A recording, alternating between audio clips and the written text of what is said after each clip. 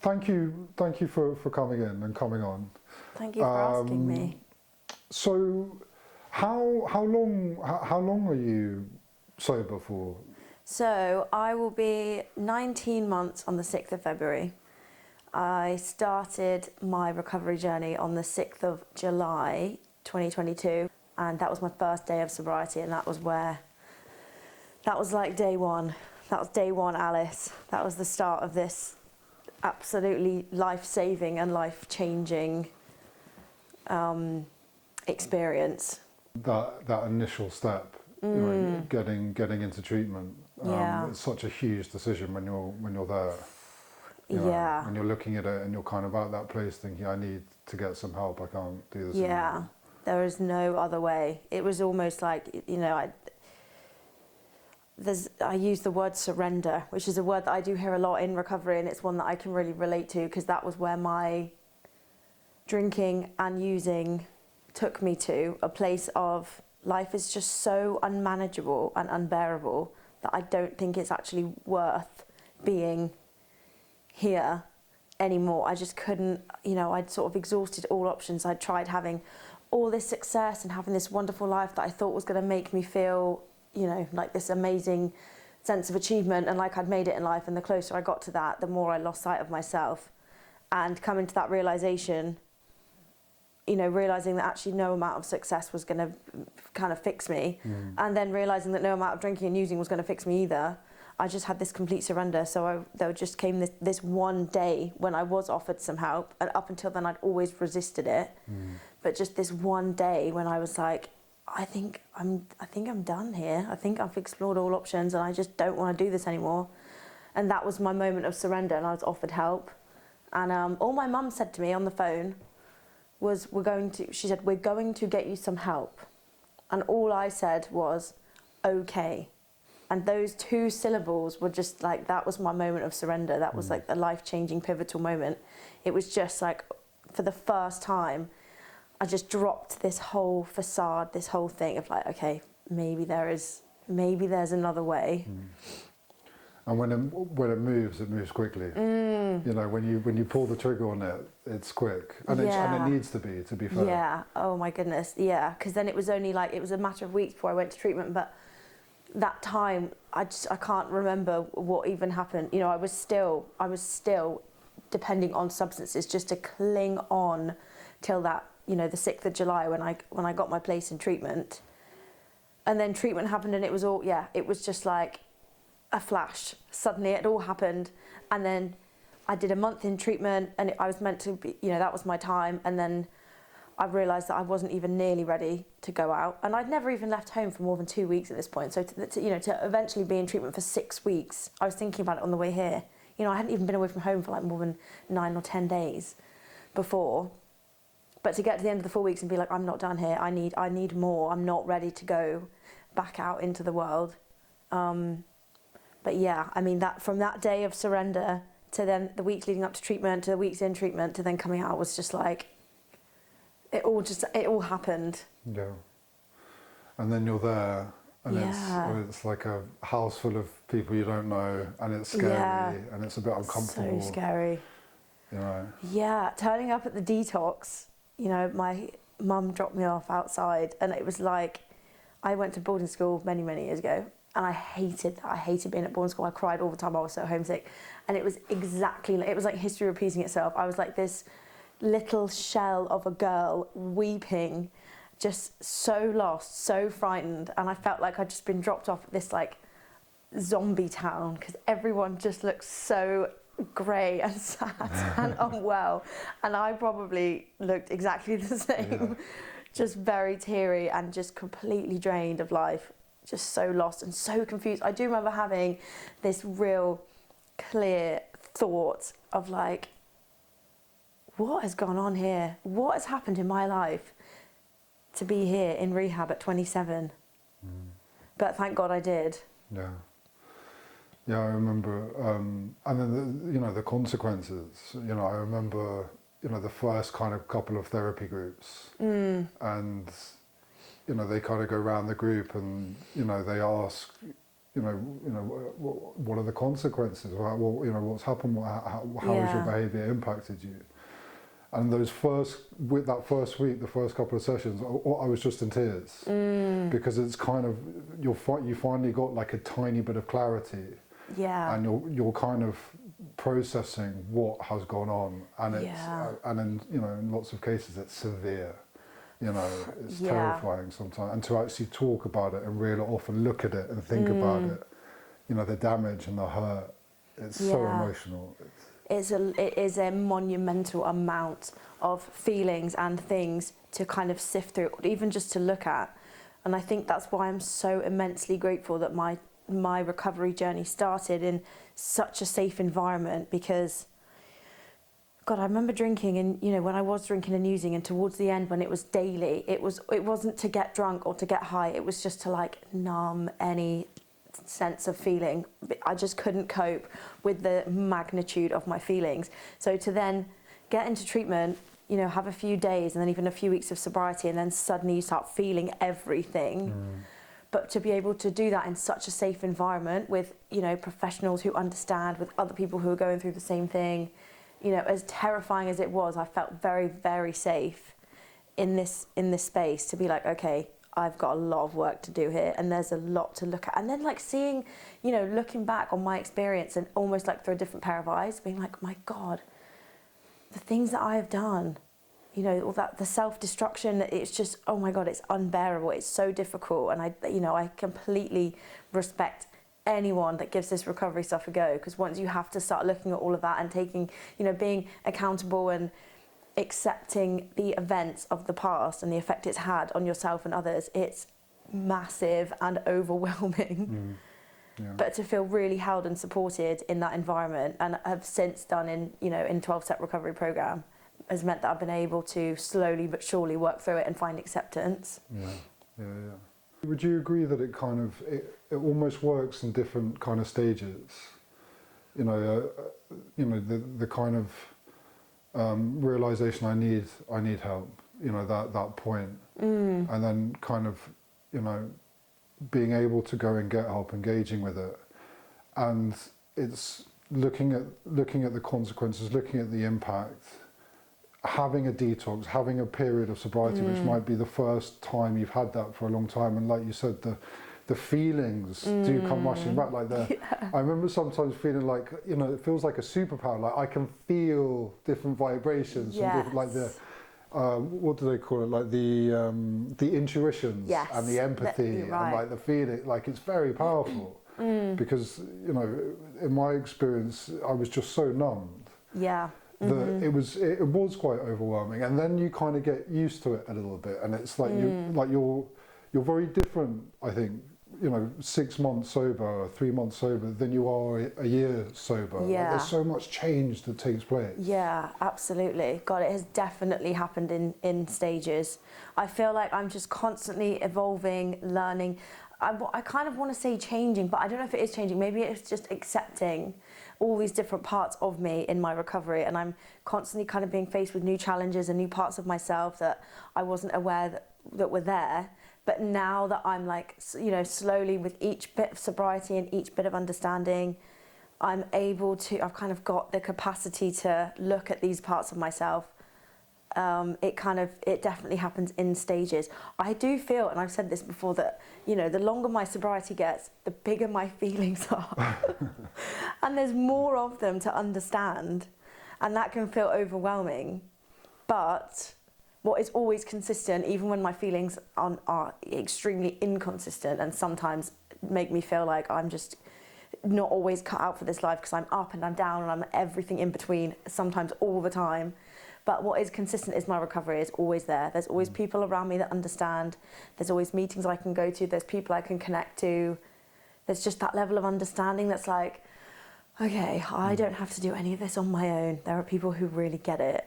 But yeah, it is definitely, it's this ever-changing, evolving process, which is exciting. Like, it's wonderful, but terrifying at the same time. Yeah, it's that self-discovery. Yes, you'll find each day, each week, each month, you're learning more and more about yourself.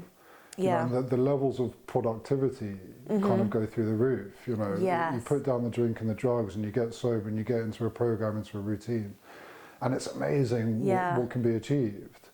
And I think even just waking up sober, it's amazing how calming. Like, you know, there can be a whole array of different problems going on, a whole array of different. But you can always just say, well, at least I'm sober. At least I'm sober today. Yeah. And the relief is just like amazing. Yeah. The most simple things. I think that's why it's so important for me to practice gratitude.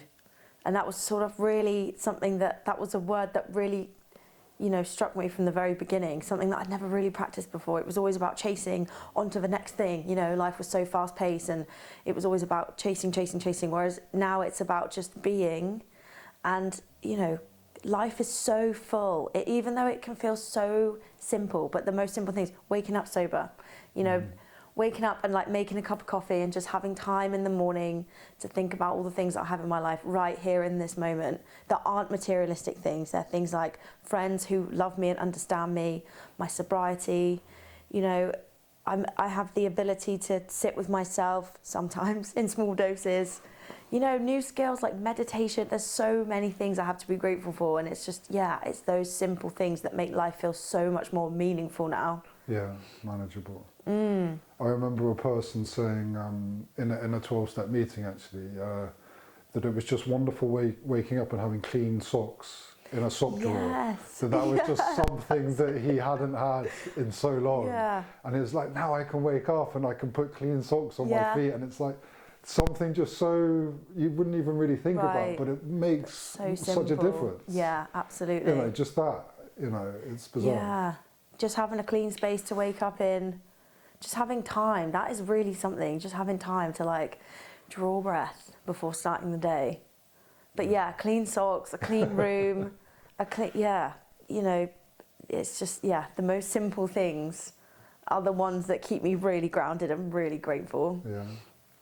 And when it comes to addiction, you know, there can be quite a lot of different interpretations when it comes to addiction. You know, there's a kind of scientific approach to it. Some people think it's a behaviour. Some people think it's an allergy. Some people think it's a disease. Some people think it's you know, it's a person kind of getting stuck in a kind of negative routine through, you know, being depressed or anxious, and that they kind of use drink and drugs to kind of medicate themselves, and they get kind of lost in this cycle of behaviour.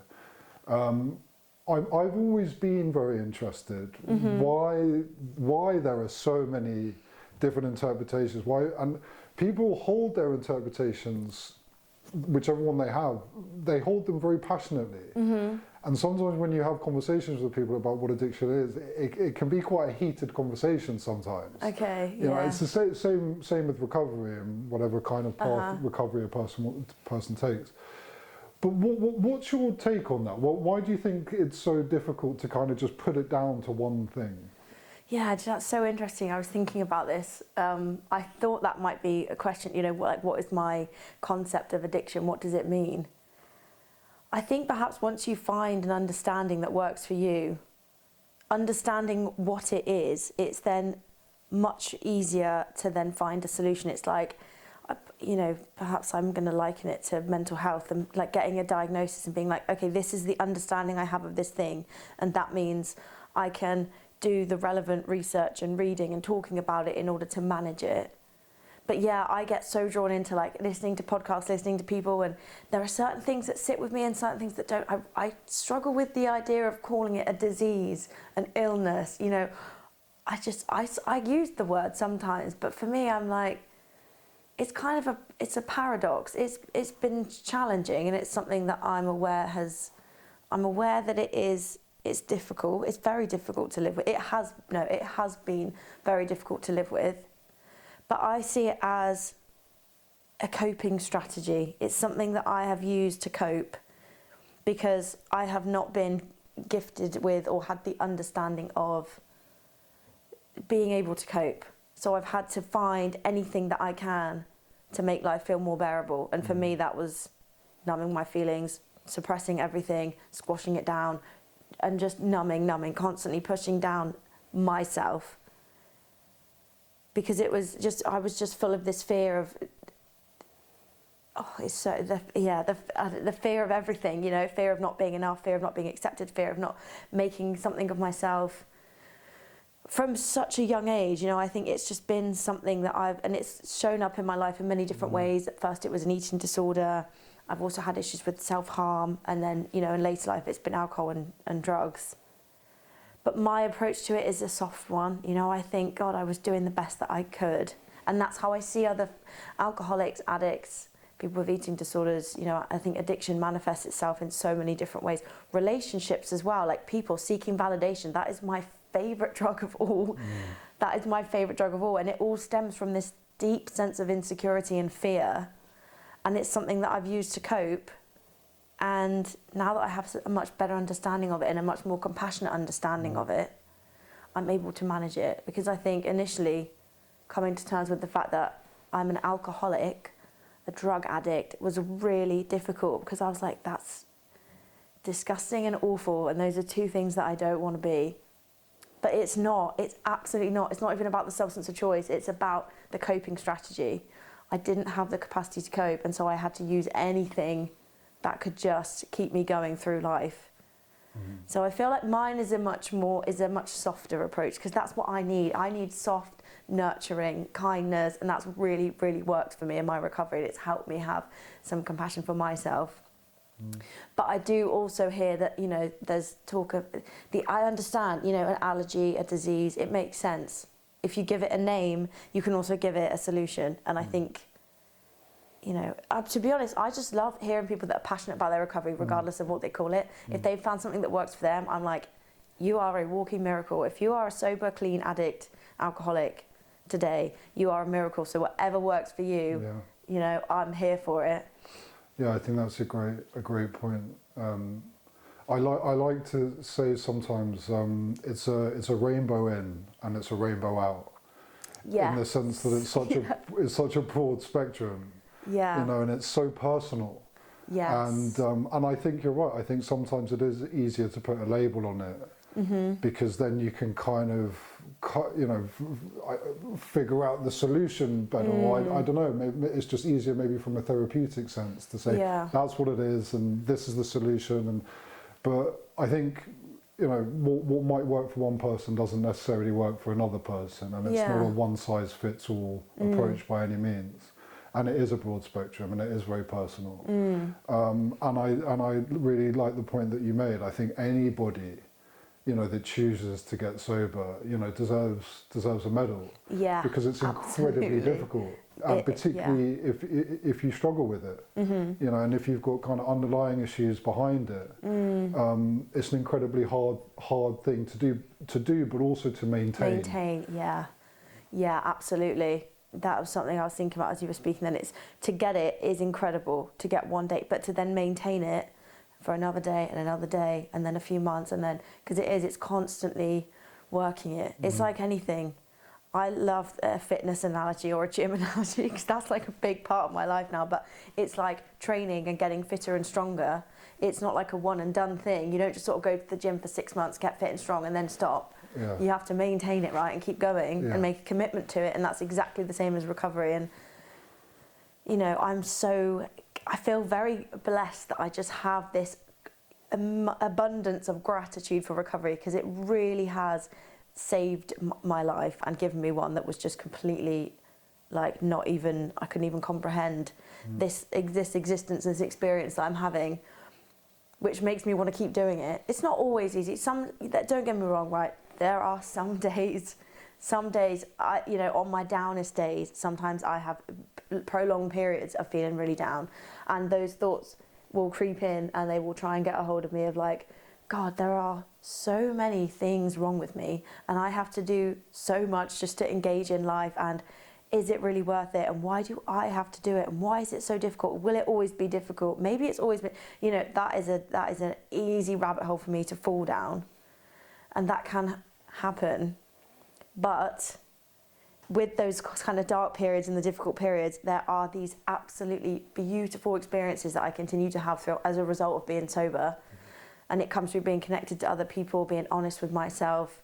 And it's, you know, my experience is one of, you know, like I said, huge, wonderful highs and sometimes crushing lows and all the little bits in between. But it's wonderful, like it's just so, it's so freeing to be having this experience and allowing myself to feel, because I think for so many years, that's what addiction did for me. It just turned off the feelings, whether it was like controlling my food, obsessing about my weight, drinking, taking drugs. It was just always about switching off myself, switching off my feelings. And now it's like, I want to celebrate all parts of me, all the different colours. And that has been, the, you know, probably the greatest gift is this self-discovery. Like, I'm allowing myself to exist now. Yeah.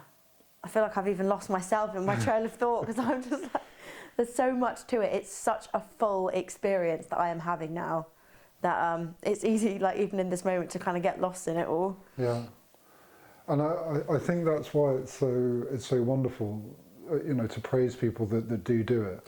Yeah. Because you know, a person walking around the street who's sober, and they're working on themselves and they're disciplined and they're really kind of making that effort, is such a wonderful thing for a person to be doing. Yeah. You know, it's like just in every respect, they're trying to better themselves. Yeah. You know, they're trying to connect with who they are, they're trying to understand themselves better. And I think I think in some regards it can be like a superpower in that regard. And like you're the best version of yourself in those days, in those moments. You know, totally sober, exercising, kind of engaging in something, engaging with who you are, with meditation, trying to kind of find some stillness, trying to make sense of the world and society and your place in it and how you fit in. It's such a wonderful thing to go through, but also to share with another person, like to come across someone like that and be like, you know, and they've just got so much to kind of give and so much to share. It's like this powerful thing. Yeah. Oh my God, it really is. Even hearing you talk about it now and being like, you know, there's something about being recovering addicts that there's just this sense of understanding, and it brings me to life to feel understood and to feel like I have an experience now that is, you know, relatable to other people, and I have some kind of significance. I think that's something else really important about my recovery, is that, you know, having spent a long time feeling insignificant, insecure, I don't have anything very relevant to say, I'm really trying to prove myself in this world, but deep down I don't think I'm very good and not worthy, to now be having this experience, to be sharing about it and to have other people relate and to sort of connect, gives me this amazing sense of purpose. And that's why I feel so passionate and excited about talking about recovery, because it's just been exactly that, you know, that connection with others, that understanding.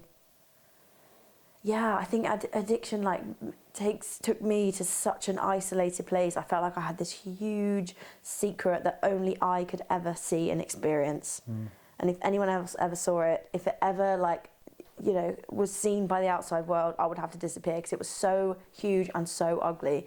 But now I'm able to talk about it and it's accepted, because I'm trying really hard to move away from that, and I accept all parts of me, and I can go to meetings, I can talk to other people in recovery, you know, we can have these kind of conversations, and I can talk about my behaviours and, you know, the fact that I took drugs and drank, which is something that for a long time I thought I would never come to terms with, but it's okay, because that's what we did to cope, and it's having that compassion and being able to connect and talk about it. It's an amazing thing. Well, you know, who would have thought, you know, we've both kind of been through very similar experience. Like, who would have thought we'd be sitting here today, you know, turned up on time, like here, you know, bright-eyed, bushy-tailed, and like, you know, having a conversation and sharing those experiences, I think is testament to the power of it. Absolutely.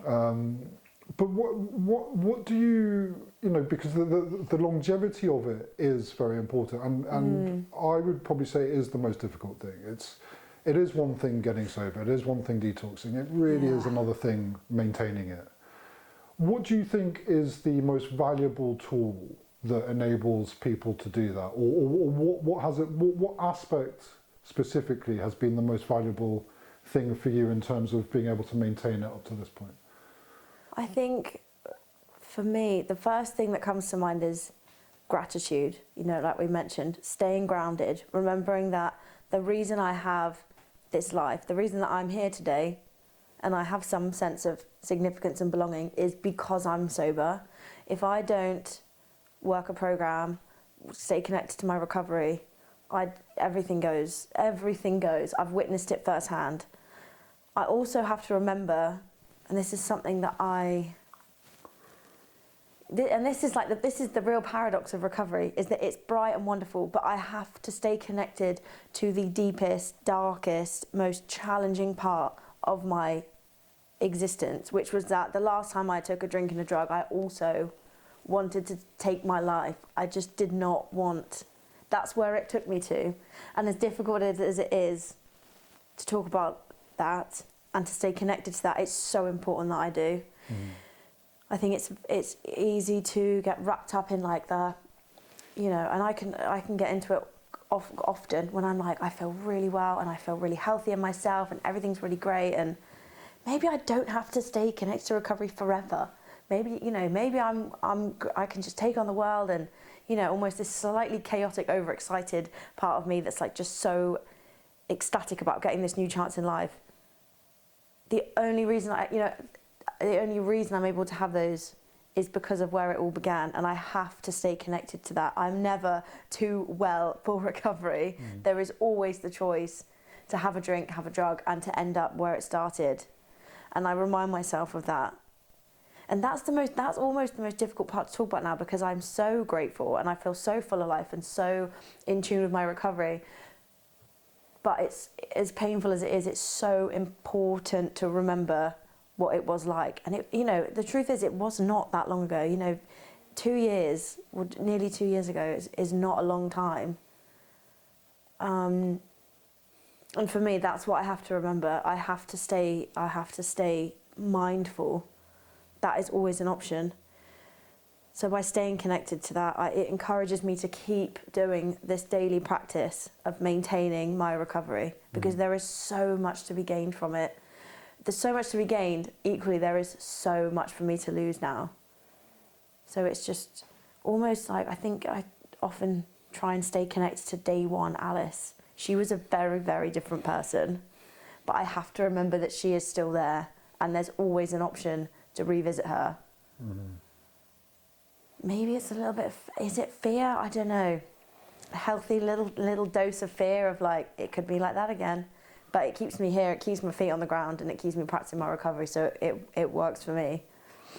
And is that why something like the 12 steps is so important for you, maybe, in the sense that when you go to kind of 12-step meetings, there is a lot. It's like you hear a lot about where people have come from, where I was and where I am here today. There's a lot of sharing in that regard, the stories.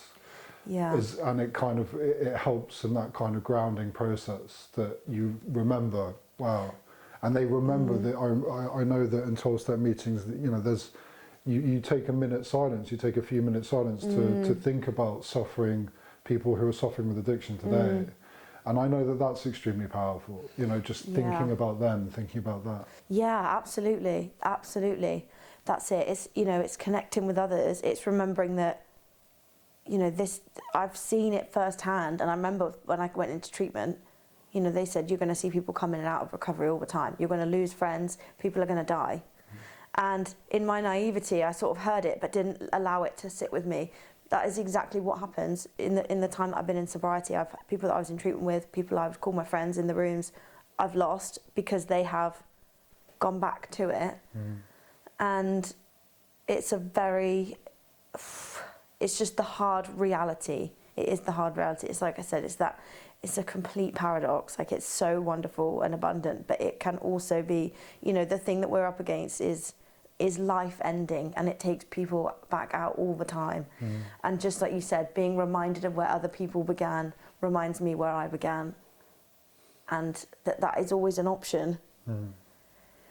It is always an option. It's hard. It's hard. It is hard, you know, being reminded of that, but that is the truth. Yeah, it's difficult, which makes me, you know, have all the more admiration for those that do stick with it and do keep doing it. Yeah, it is. It's hard to put your finger on it because there is often the temptation. Yeah, you know. Always. There's often the, you know, just you know, it'd be wonderful to just kind of escape. Just have a day off, Yeah. a weekend off, and just be like, God, what if I could just go on a complete bender for one weekend? No one would need to know. I'll come back to recovery on Monday. Yeah, yeah. The quarantine, like just if I just quarantined it, Yeah. and I just, you know, a bender. Yeah. It's always a bender. It's always a bender. It's never just a drink. yeah, that's it. Yeah. Just black out for a weekend. Yeah. I wonder what that would be like. Yes, the curiosity's always there. Not consistently always there, but it resurfaces now and again. And that's the insanity of, you know, that is the insanity of addiction. And it's a big word that I've had to come to terms with, insanity, but that's exactly what it is. It's delusional thinking, it's fantasizing, it's that euphoric recall of, what if I just snuck off for a weekend? No one would need to know. Then I come back to the rooms, I listen to the meetings, I remember day one Alice, I remember friends that I've seen leave and not come back because maybe they thought they could have a weekend off. And that is the hard-hitting truth. And also recognising there's no shame in having those thoughts. As an alcoholic addict, I'm going to think about drinking and drugs. I'm addicted to alcohol and cocaine. When you're addicted to something, the chances are you're probably going to spend a little bit of time thinking about it, and that's okay. That's something that recovery has taught me. I don't need to be terrified because I've thought about it or I've, you know, driven past, literally just on the way here there was like an off license and there was this great big picture in the window of all these booze, and then I sort of found myself thinking and remembering, and you know, I don't have to think, oh my God, I'm not working my recovery because I'm thinking about drinking. It's like, no, these thoughts, they come and they go, and as long as I don't allow them to manifest and I don't allow them to kind of, you know, fester for too long, I can move through them. But yeah, always there. It's, you know, sort of like, and that's why it's important to consistently work my recovery, because when I'm not, that's when they sort of hang around, and then it seems a bit more tempting. Yeah. Yeah, there's a lot to it, right? It does feel like a lot, and it's. I was thinking about, you know, people I've spoken to, you know, who go, you know, taking drugs and having a party is fun. Right. You know, it's like we have a great time. You know, I know loads of people that do it on weekends, and they, you know, they have some of the best nights they've ever had, and they'll probably remember them on their deathbed as that was like one of the best nights I've ever had in my life. Yeah. And I think sometimes to people, maybe even people listening, it's hard to understand, you know, why a person can't do that, to understand how that could trigger something that becomes extremely life-threatening and dangerous. Yeah. Yes, I have friends even in my sobriety that have told, you know, and great for them, but yeah, I remember my friend, she went away on the weekend with a bunch of people and they just had this amazing experience taking all these mushrooms, and she was telling me all about it. She was almost like trying to pitch this idea to me. And I was like, no, I can't, any mind-altering substances, I just can't, and I don't want to. But yes, it baffles me to know and to witness people that go out and have, you know, what they say, oh, I'm just going to have a couple of drinks on Friday night, and then they go and they have 1 or 2 pints, and then they go home and they get on with their lives. What really baffles me is people that have a drink at lunchtime and then like go back to work or go back to their day, and I'm like, how does that? Because for me, that is just not my experience. It is baffling. Sometimes I try not to even spend too much time thinking about their experience or like, what is that like? How can they do that? To be honest, it's not really any of my business. If you can go and have a couple of drinks and go home and get on with your life, that's great. Yeah. That's not my experience, and it's not something that I'm even willing to experiment with. Yeah. But it is baffling to see someone nursing or like, you know, making a glass of wine last like half an hour. Yeah. Think, how? Or like somebody ordering half a pint of beer. It's like, what? Okay. It makes me uncomfortable thinking about it, honestly. It's all or nothing. for me. It's been my experience. And I suppose therein lies the crux, the crux of it, I suppose, the difference. That there does seem to be a difference. Some people can have a glass of wine. Yes. Other people, one glass of wine, and I'm not exaggerating, can then lead to a 3-year bender. Right. You know, I've been there. I've lived done it firsthand. And it's not that you're drinking kind of every day, but it's it gets that, but it sets you off. You know, and it's very, particularly if you've got the kind of environment to get away with it, maybe as well. Yeah. To do it to such an extreme level. But you know, and obviously there's a lot of secrecy involved. There's a lot of secrets. Yes. You know, it's hiding things and hiding it. And for me, there's something about a 3-year kind of time limit. But it's like, you know, kind of hiding it and managing it and putting on the mask and trying your best to kind of still turn up to things, still try and do things, but inside just crumbling, and it just progressively gets worse and worse and worse. Yes.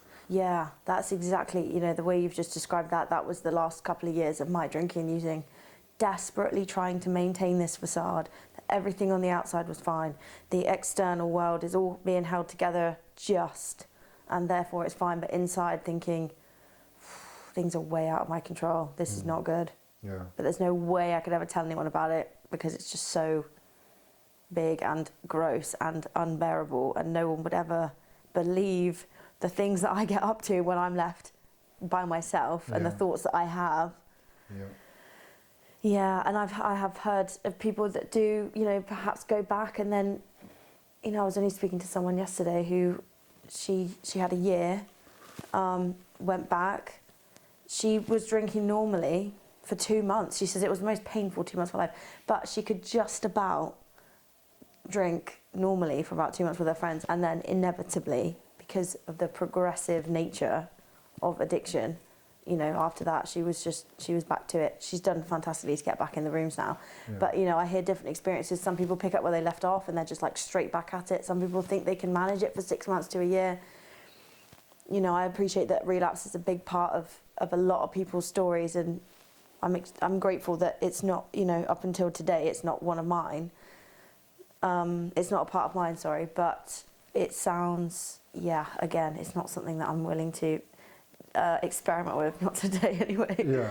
And I remember speaking to one of the therapists at Gladstone's, Ben, and you know, he said that it takes a lot of time, and he said that you get to a point in sobriety, you just do, and for some people it can happen quickly, for other people it happens slowly. But you know, he was saying it can take a couple of years. But once you get to a certain place in sobriety, you don't really think about wanting to have a drink or take drugs. Like those tempting moments, those kind of weak moments where it's like, or if something tragic happens, if there's a bereavement, or if there's a breakup, or if there's something emotionally quite tragic that's very difficult to navigate. Sometimes the automatic reaction is that, like, oh, I just need a drink to, like, just to numb it, to manage it. And he was just making the point that you get to a place in sobriety where to even consider that just becomes a bit crazy. It just doesn't even really enter the mind. Do you think it just kind of gets to that point, or is it something that it has to very much be just a way of life for as long as you can make it so, or do you think you get to a point where you're fixed? I think I don't know if ever being fixed is possible, but I do think, you know, early on there was a lot of cravings, a lot of fantasizing, a lot of like, God, I'm missing out, the fear of missing out. I'm always amazed at what, you know, when I hear other people's experience in recovery, and I hear what they manage and what they get through, like deaths, divorce, children, you know, all sorts. I've heard people, and I think, you know, that's incredible for me to listen to that and think, God, if you can manage that and stay sober, then I can get through, you know, an argument with my housemate kind of thing. Because in the early days, that's all it took.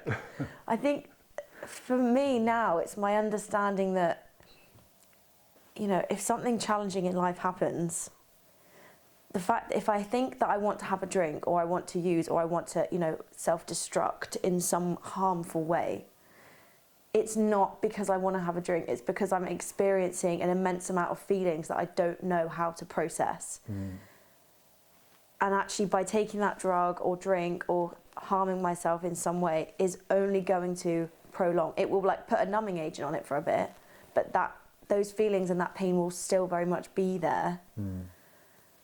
And I guess that is what sets off that like repeated pattern of like, God, I can't bear feeling these, so I'm just going to keep drinking and keep doing, you know, that begins that pattern of self-destruction. But I like to believe now that when things do happen, and they do, you know, managing family dynamics and managing relationships, and, you know, things happen in life. Life just keeps going, and sometimes that's difficult, good things and bad things. You know, I'm just so grateful for the fact that I recognise that if I'm thinking about having a drink or thinking about self-destructing in some way, it's not necessarily, no, it's absolutely not because I want that substance. It's because I'm experiencing these big uncomfortable feelings, and I have to lean on much healthier methods of processing and getting through those feelings, which is talking to other people, connecting with others, journaling. You know, I came up with this like kind of traffic light system recently because, you know, I was very much like, there's good things I can do and there's bad things I can do to manage my life. And the good things are like meditating and journaling and going to meetings and talking to and then the bad things are drinking and using and self-harming. And I'm like, there's got to be, you know, sometimes life's really difficult. Sometimes it can feel really difficult. And I've created this kind of this kind of like amber. If there's like green, amber and red, the amber area is, you know, these are things that I try I try not to do, but they are forgivable when things are difficult.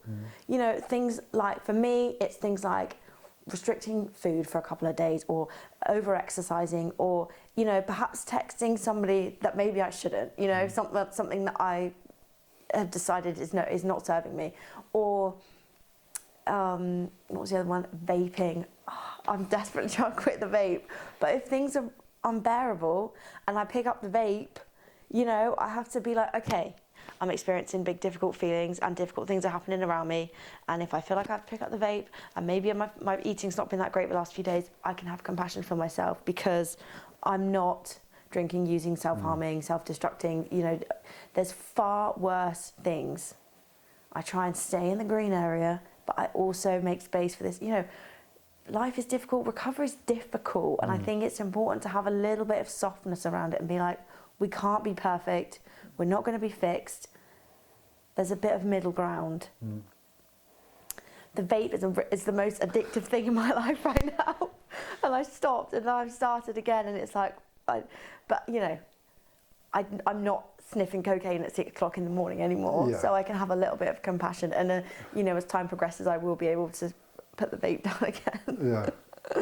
Yeah, no, I hear you. It can get to that point, you know, suddenly the caffeine stops and the sugar stops, and there's no chocolate, and it's like life. But yeah, no, I think in these relatively early stages, I think it's okay. Yeah, you know, to be flirting with the orange, coping with the feelings. That's it. Yeah. So when life does get really difficult and really sad, or something happens, you know, rather than sort of toying with these ideas of I need to have a drink, no, I've got big scary feelings, I don't know how to process them, I'm gonna do all the green things, and if I need to do a few of the orange things, then that's fine. No, I agree, and I like how you put you said you know, if there is something difficult that's happened, and you know, having a drink or taking a drug, you know, can numb it, but the feeling is still there. Yeah. And it's that drinking, it doesn't get rid of the feeling, but it does, by doing that, it's like putting, you know, gasoline on a fire.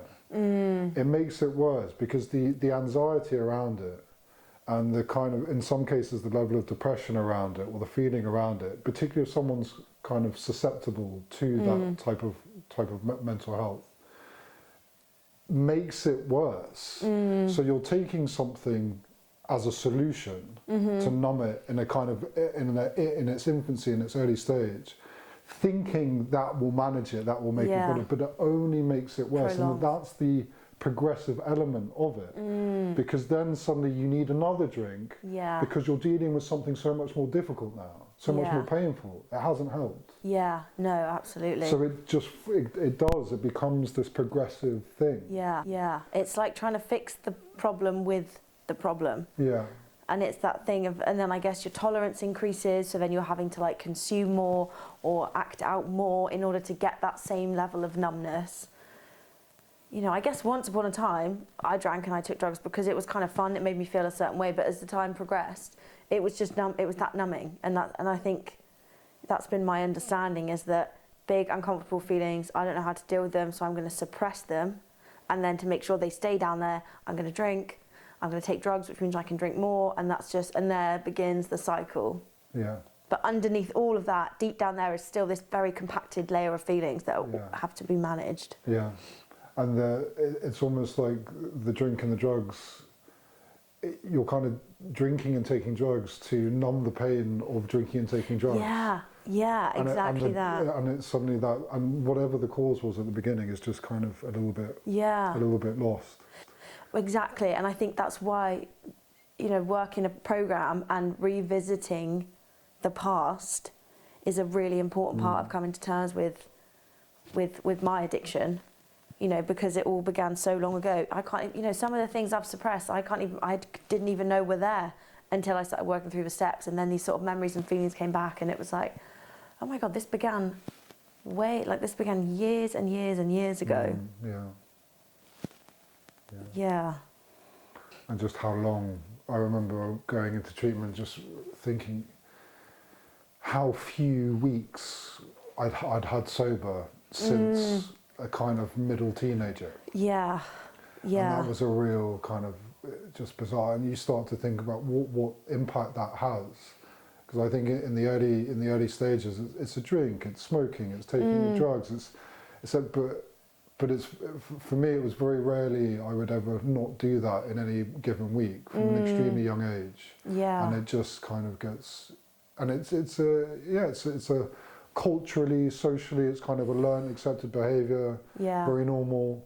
But yeah, it becomes a crux. It becomes like a comfort thing. Yeah, absolutely. And it is a big part of what we do, especially at, you know, college and university, and you know, even if you're even not in those environments, but there's an age, I feel, where, you know, if you're not drinking and taking drugs, then what are you doing? Do you know what I mean? You've got to experiment. You've got to be fun. You've got to, you know. I think that's definitely was my experience. Is like, God, if I'm not drinking, I'm not living. Yeah. And also because the drinking gave me this sense of confidence and this sense of belonging, and I could sort of be this much louder, much more outgoing person. Then, you know, it was like, well, why wouldn't I drink?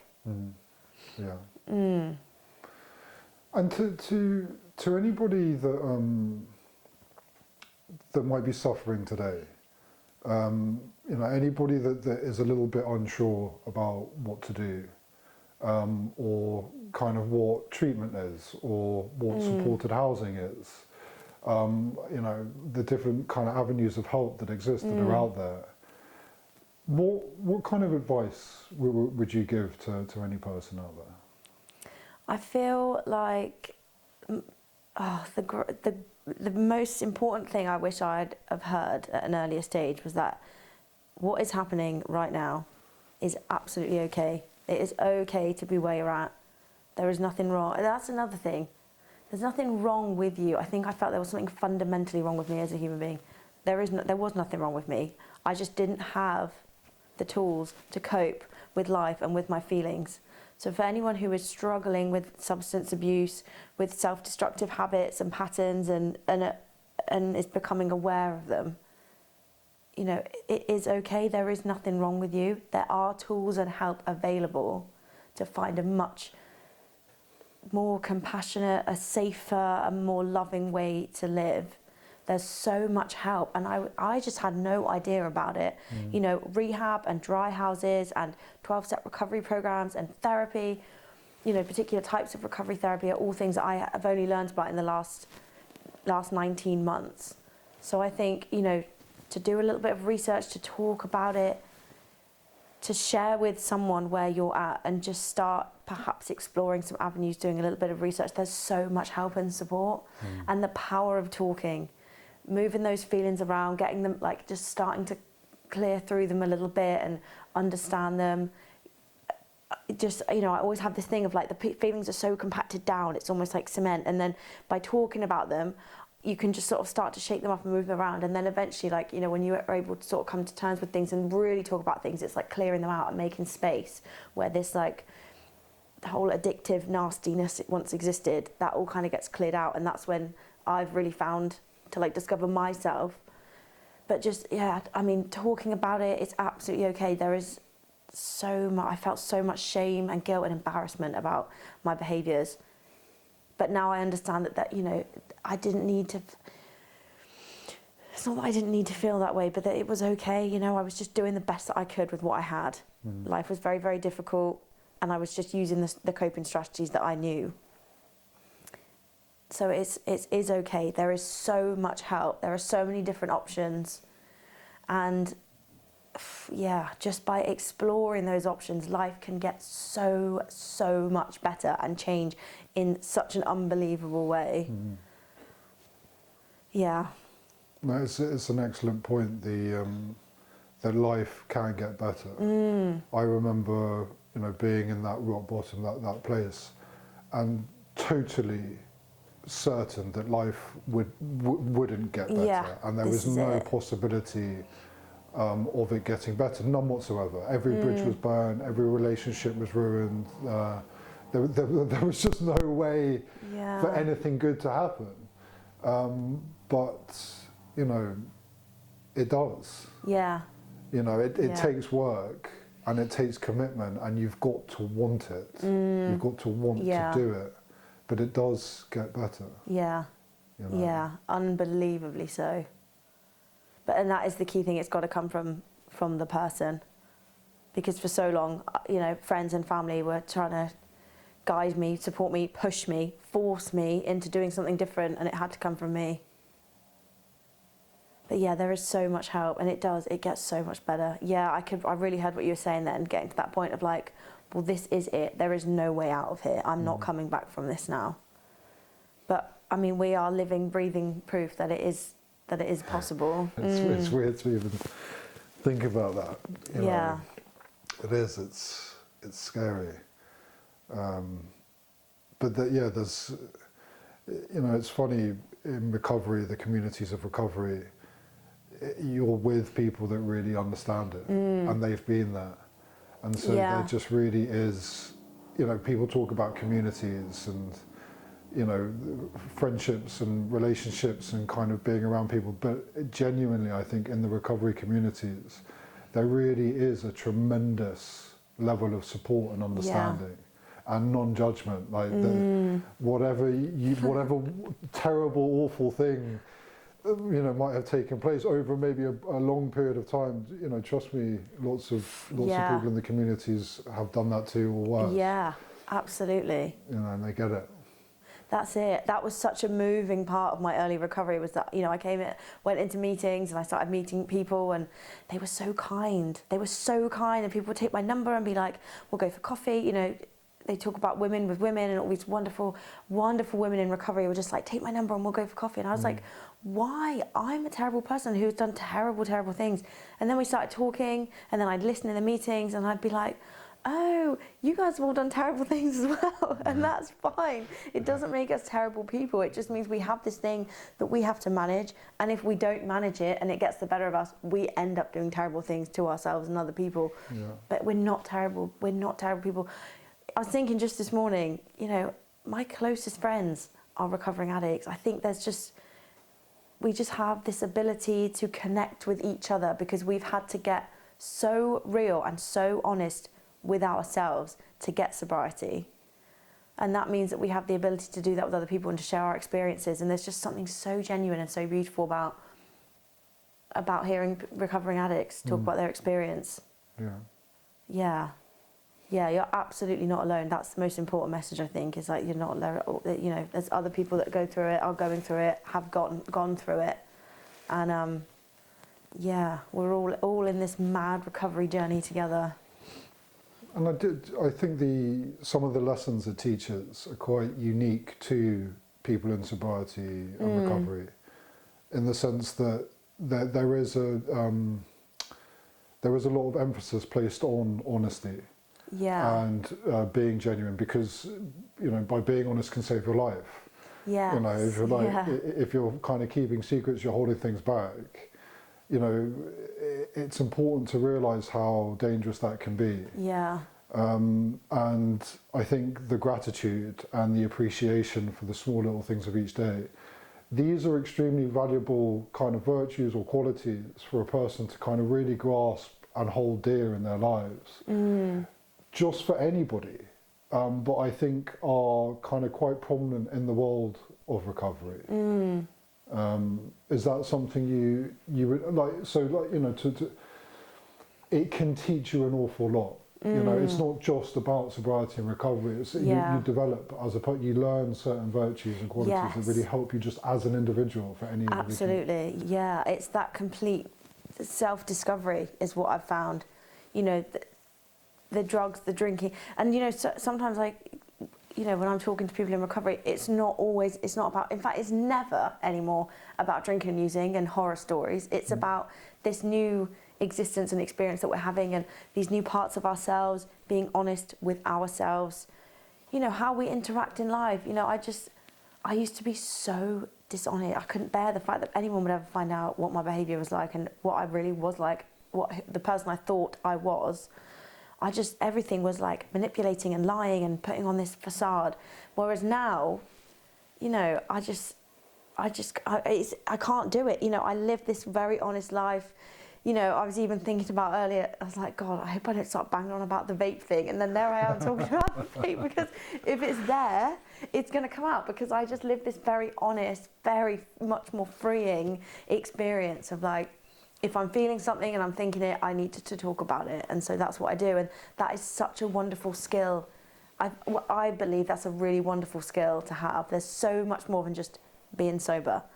It's about understanding all these different, this whole new capacity that I have to connect and to be honest with myself and other people, and to even just to communicate, even to talk and articulate how I'm feeling. That's something that I've never been able to do before. And to just have confidence in myself and what I'm saying and doing, and not to come away from every conversation and be like, oh my God, why did I say that? And what did I sound like? And they must think that kind of getting rid of that self-obsession. Everyone's thinking about me and what I've said and what I've done. These are all skills and things that I've learnt through putting down drinking drugs and learning about myself and working a recovery program. So yeah, there is so much more to it than just putting down the substances. And what are some of the things that you're looking forward to in life now? What does life have in store for you, this new you? Yeah, that's such a wonderful question. I just feel myself fill up with just this hope and optimism, and I just feel like I have so many kind of possibilities to explore, and it's so much more than like a materialistic existence now, but I've just taken a whole new kind of direction in life, and my real purpose feels like helping others, encouraging others, sharing my experience in so many different ways, like in a recovery space. So things like this, and being able to do amazing opportunities like podcasting and sharing at meetings and connecting with other people and helping women in recovery. But also I've just recently started doing a personal training course. I really believe that there's a real connection for me between mental well-being, physical well-being, that exercise and eating well is an act of self-love. And my approach to it isn't do this and be better and because that hasn't worked for me. It's about self-compassion, understanding, so that feels like something I'm really drawn towards. I've been thinking a lot about my purpose in this in life, which is something I've never really understood. I thought it was to succeed and achieve and prove myself, but now it's just about sharing this gift I have to kind of, I want to use the word love, which sounds really you know, the old version of me is like, that's gross, but that's what it feels like. You know, I'm just understanding what it's like to have some love for myself, to have love to give to others, to be open to receiving it.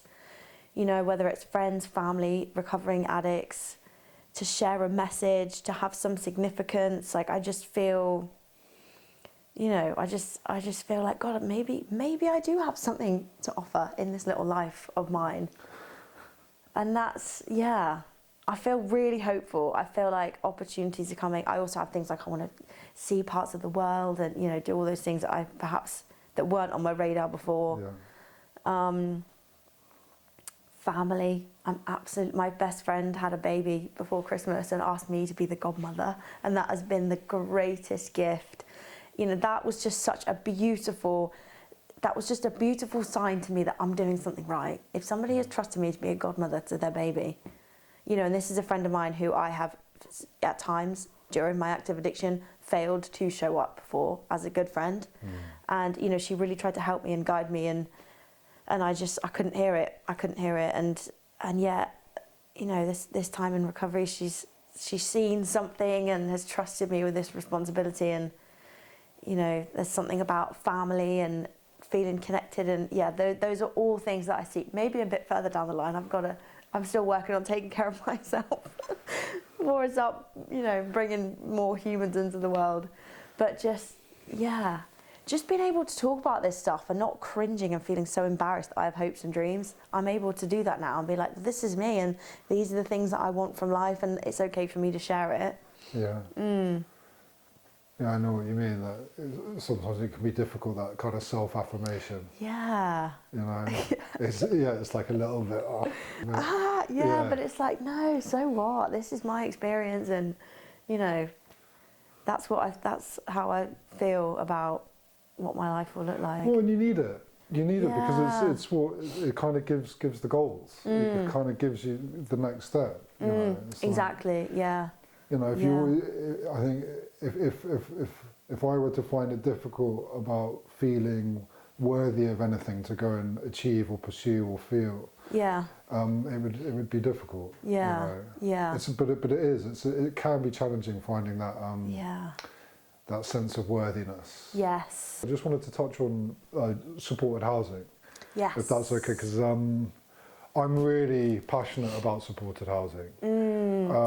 And for me, I think that they're just incredible, and I've always been so grateful for them. But I'm aware that not a lot of people know about them. Yeah. Or like a supported house, what the hell is that? Or a dry house, or sober living services. There's a couple of names that get banded around. And there are quite a few of them out there. I mean, I think that sometimes they're quite kind of concentrated in certain areas more than others. But what is a supported house to anybody that's got no idea what they are, and how effective are they in your opinion? And the dry house is for people in recovery, early recovery, or maybe back from a relapse, and it is a very safe. My little house is a lovely, safe environment. There's 4 of us that live in there, but I know that some of the houses have more or less residents, but ours is a house of 4. We're all in recovery, so it's the term dry house, I guess, refers to the fact that you don't drink in the house, which is, you know, as simple as it sounds, it's a real blessing. You know, I know that there are some people that move into flats with people that do drink, and got in early recovery when I was like 7 or 8 weeks. Being exposed to alcohol was just not something that I think I would have found that immensely difficult. So to then have this opportunity to have 2 years is the way that it works. The Broadway Lodge Dry House works.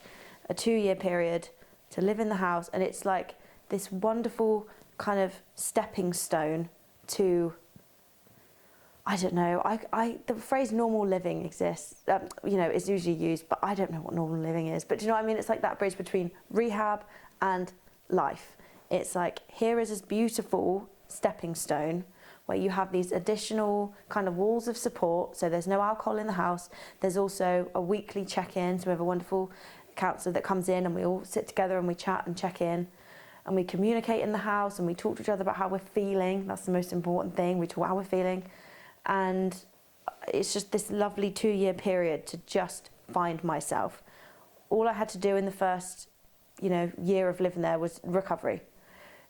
Be open-minded to like the next step in my life, but recovery.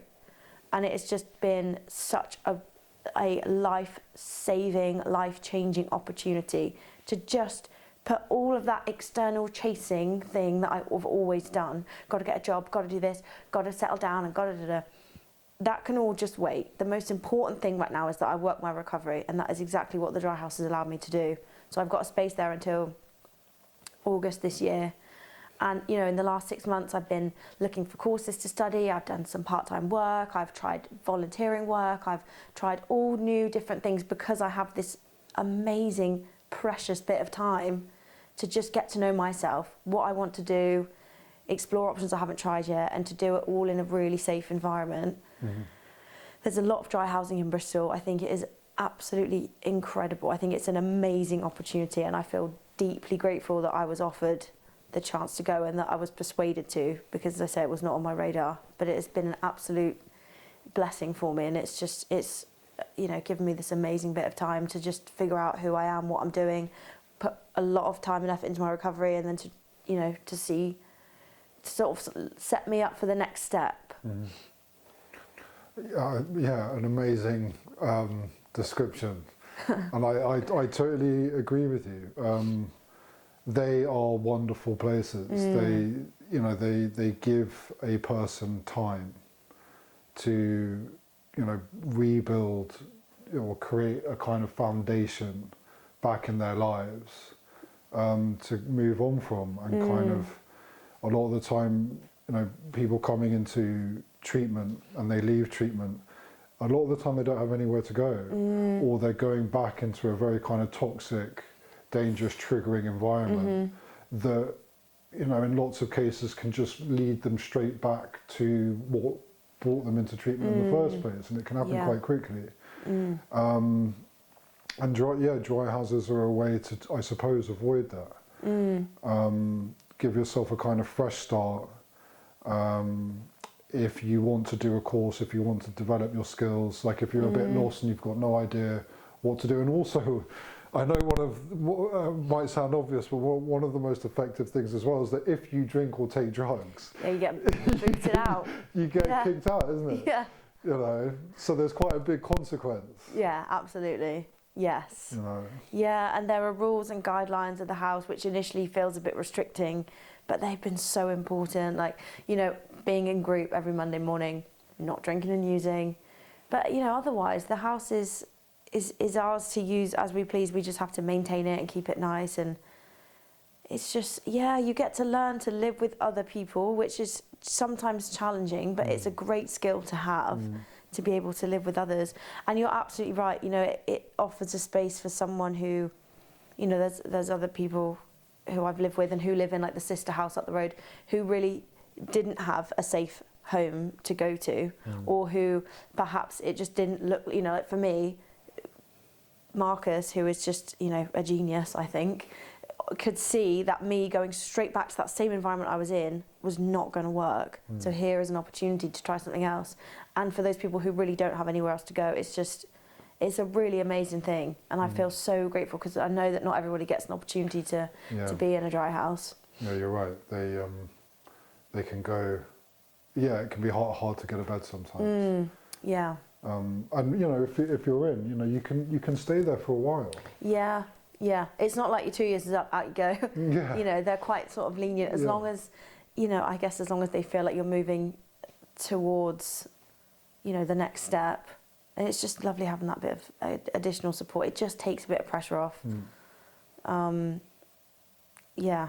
And there are requirements. In our house, it's like 3 meetings a week. Work the steps through AA things, or through a 12-step program, not specifically AA. But, there are guidelines. But again, they're all these things that just keep us safe, keep us on the right path, just for the first 2 years of our sobriety.